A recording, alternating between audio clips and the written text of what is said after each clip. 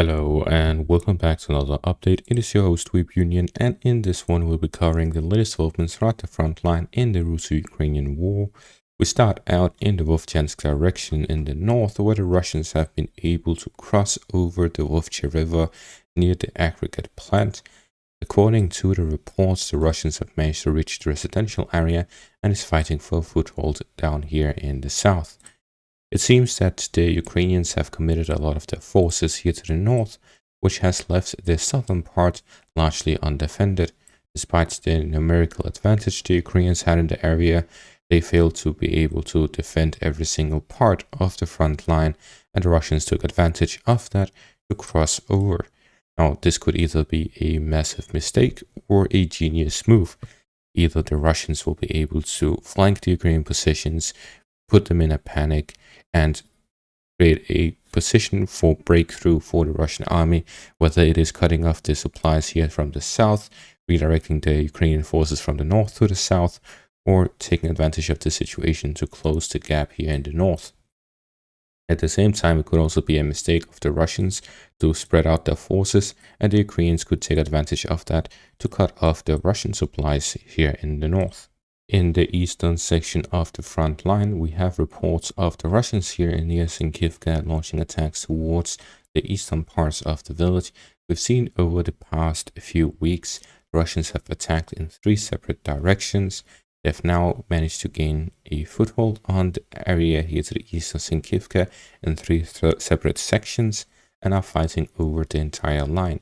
If the Russians gain control over this line east of Yevhenivka, they'll have an improved position to attack the supply lines of Yevhenivka and attack the village itself from the east, as well as improve their positions to attack further here within the forest area, improving the positions in the area to gain control over Yevhenivka.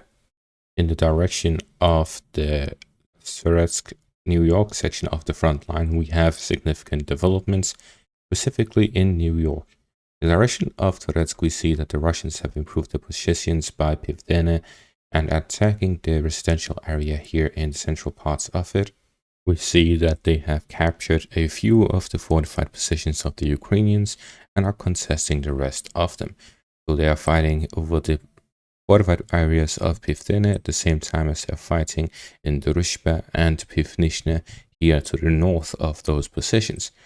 At the same time, in the direction of New York, the Russians have managed to capture a significant portion of the southern part of New York, and they've also managed to capture the entire citadel area here to the west of New York. So as I mentioned previously, the Russians are looking to gain control over the southern bank of the river line in the south of New York and the western bank going through the western area. This has allowed the Russians to focus their forces in the southern bank of the river line and make significant progress. In the east, they've managed to capture the entire southern part of New York, and in the west, they've managed to capture the citadel area. This allows the Russians to have a very strong position overlooking the supply line in and out of New York to the west. This will significantly limit the supplies of the Ukrainians in the western direction. It will also give the Russians a very strong position as a foothold here in the western parts of New York.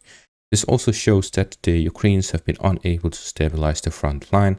Previously, I mentioned about the Ukrainian counterattacks in this area that was aimed at improving their positions and establishing frontline positions that will prevent the Russians from making a breakthrough. However, these efforts failed, and the Russians managed to break through the Ukrainian defenses, capture the citadel area, and significantly improve their positions in New York. This means that the Ukrainians' positions in New York is very unstable, and it is very difficult for the Ukrainians to actually properly hold back the Russians now that most of their fortified positions are simply not in the right places to defend against the Russian onslaught. The Russians at this point will be in a very good position and may push onwards in the direction of the industrial area here in the center of New York. Gaining control of that would mean that the Russians would pretty much have control over New York. The current position is that the Russians will move on to the southern bank of the river line and move on to the eastern parts, where the goal would be to cut off the last fortified positions here to the south of New York. Gaining control over this entire area would allow the Russians to have a very strong position in the south of New York, and they'll move on to the northern parts, where the objective will be the industrial area here in the center. There are some other apartment complex areas in the northern parts of New York, but most of the western parts is simply just normal residential areas. So the western part is very difficult for the Ukrainians to defend. In the eastern parts, we see that there is some apartment complex areas here, but it is weaker than the Russian positions that they've managed to gain control of here in the west. There is some more residential areas here in the north, but again, the only defensible positions that are viable for the Ukrainians here in the entirety of New York is the industrial area, and Russia is just outside of it. They need one river crossing and they're inside of it. Gaining control of that would mean the Russians would have control over New York. So New York is literally on the verge of collapse just a few days after the fighting began. Moving on to the Avdiivka section of the front line, the Russians have managed to capture Yevhenivka and the majority of the fortified positions, completely kicking out the Ukrainians from it, but not having full control of it, as the proximate control of the nearby areas of the Ukrainians prevents the Russians from moving forward without taking heavy casualties, so they have been unable to completely secure it.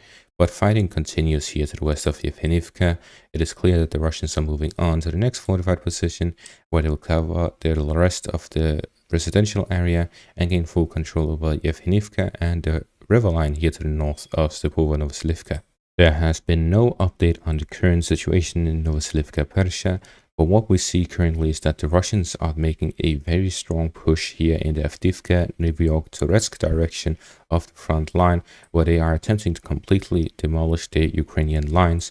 By gaining control over New York, it would significantly improve the Russian positions here in the area and significantly weaken the Ukrainian positions in the area. It would also allow the Russians to flank Toretsk from the south. However, the Ukrainians do have a lot of fortified positions in the area. However, again, widening the front makes it more difficult for the Ukrainians to hold on to their frontline positions. Currently, the main fighting is taking place here in the Toretsk direction in the north, with Nizhny in the east, Yevhenivka here in the southeast, and New York to the south of Toretsk. If the Russians are able to gain control over New York, they would be pushing up in a northern direction along the river line, which would have a strong flank against the Ukrainian positions in Toretsk. However, the Ukrainians would have the height advantage here within Toretsk itself against the Russians if they moved along the river line. Instead, what we do see is head here to the east where the Russians are fighting by. This is Pivnishny, this is Rushba.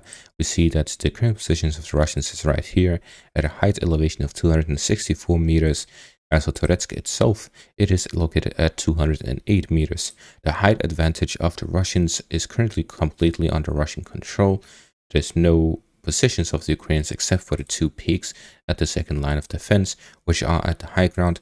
The rest of the areas is entirely under Russian control, giving the Russians a massive height advantage during this offensive operation. This is what has led to them being able to securely move forward. Despite the Ukrainian fortified positions, they were at a disadvantage geographically and topographically.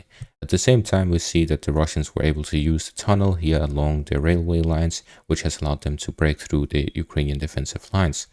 We see heavy fighting continues here in the direction of New York and Toretsk, where the Russians have been able to break through a lot of the Ukrainian positions and significantly improve their own positions.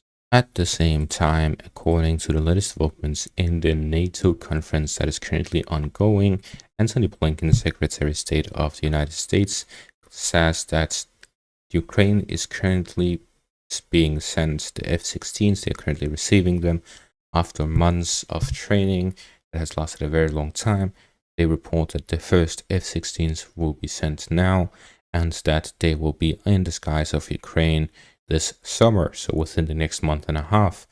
The very interesting part is that we recently, over the past few days and weeks, have seen numerous Russian missile strikes on Ukrainian airfields, whether it is jets that are already located on these airfields, hitting the runway, the buildings in the area, or generally just strikes on these airfields. It has significantly increased over the past few months compared to years ago.